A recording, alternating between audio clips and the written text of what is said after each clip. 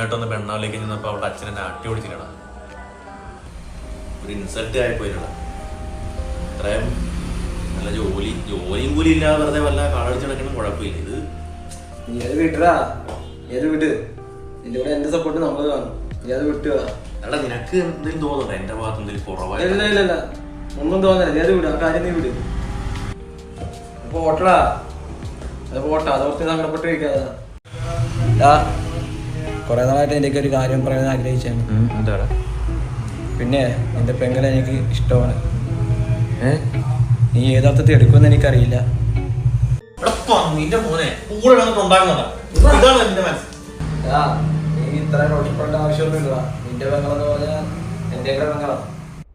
നീ നേരത്തെ ഒരു ചോദ്യം ചോദിച്ചില്ല, എന്തിനാ നിന്റെ അവർ ആട്ടിപ്പായിച്ചത്? അതിനൊരു ഉദാഹരണമാണ്. എനിക്ക് മനസ്സിലായി.